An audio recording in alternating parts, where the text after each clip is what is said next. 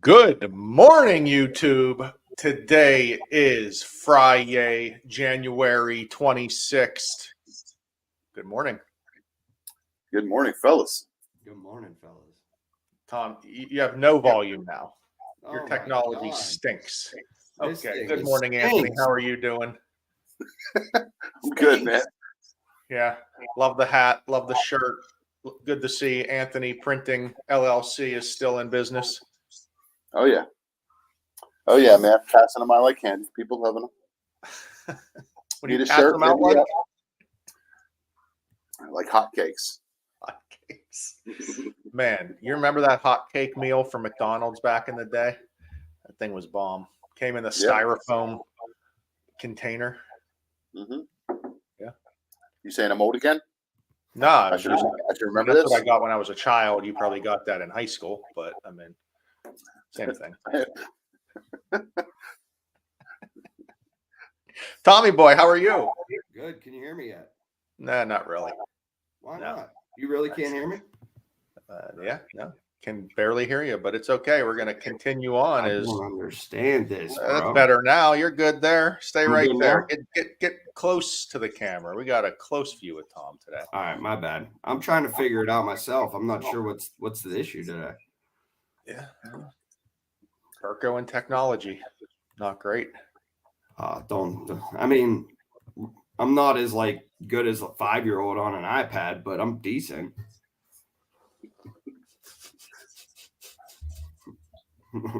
Those 5-year-olds do run circles, man. My parents, sorry, they might be listening. They have trouble using the TV remote. I have my 4-year-old cousin runs around playing Call of Duty on his iPad. So that's the difference. We were at lunch yesterday, and some kid had his iPad so loud, I wanted to take it and throw it out of the restaurant. But anyhow, in who movie? We had a big webinar yesterday with Barry Habib and the MBA, the Mortgage Banker Association chief economist. So we want to get that information out to you guys. We also posted it on Facebook, and they have their own YouTube page to go watch it. But really, the big question, of course, is interest rates. What's happening? What's going on? And he said he expects 3 rate cuts this year. So if you've heard 12, 6, 8, all kinds of rate hikes, 3. Let's expect 3. We're not going to get 6. Not 6. Not 6. Not 8. Not 10. No. 3. Maybe 3.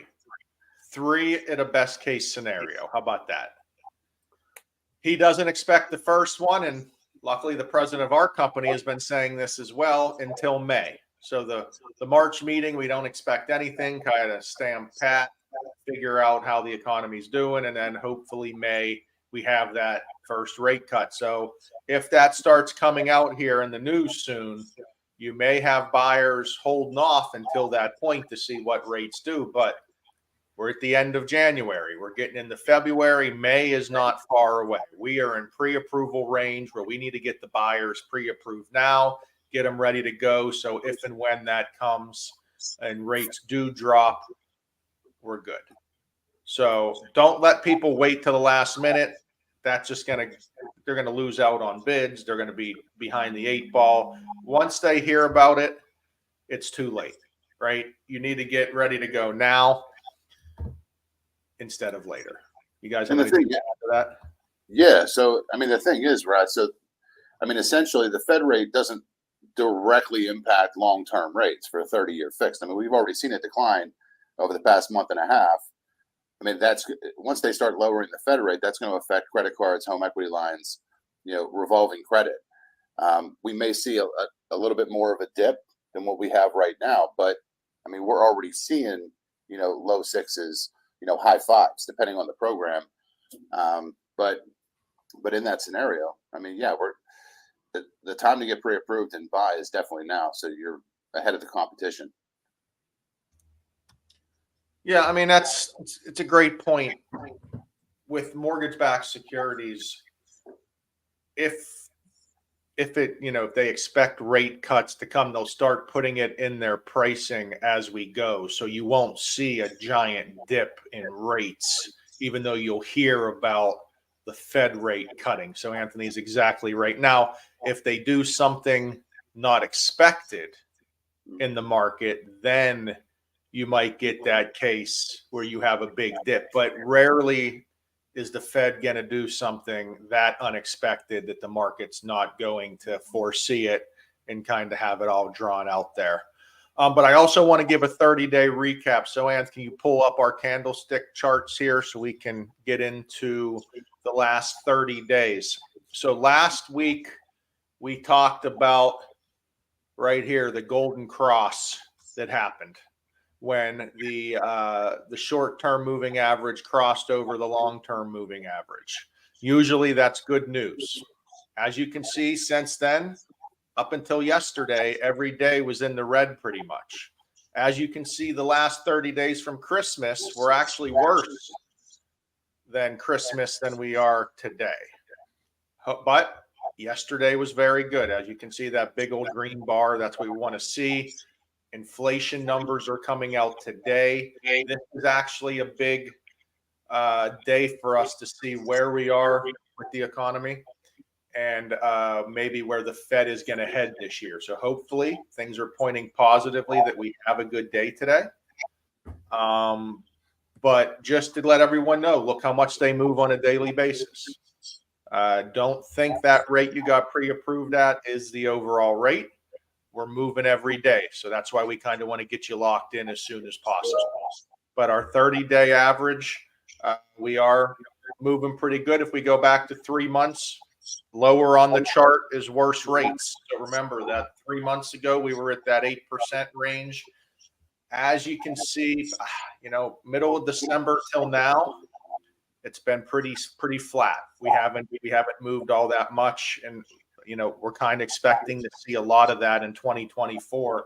I don't think we want to go back. If we go all the way back a year, we don't want to see this volatility again in 2024. We want to see more of that straight line or maybe up. We want to see an uptick, not a downtick in our MBS chart. So that's what we have there. And that's what we have coming in the future. Anth, I'm done with that chart. I just wanted to go over that with you guys. And then finally, if one of you guys want to talk about it, Anthony, you can talk about it. Maybe the Home Ready update that just dropped the other day with the $2,500 grant. The big thing, I believe, is just the buyer can only have 50% of area median income, which isn't going to be a super high amount. Yeah, so it's starting in, was it March? $2,500 credit for first-time home buyers only on conventional to go towards closing. But yes, you have to be 50% of the HUD median income. Did you guys pull that up yet? No. We're just talking about it. We'll pull it up on Tuesday once we get more info from Home Ready. We just kind of wanted to talk about it to let everyone know that it's coming. And we like to get as many program options out there for everyone. That way, if it's cash to close you're worried about, we can always work with that. And we have state programs. Now we have national programs. They can always help out with that. No, all good stuff today, boys. All right, well, let's kick it off to the weekend. Get those pre-approvals rolling for all these open houses. And if you need us, you know where to find us.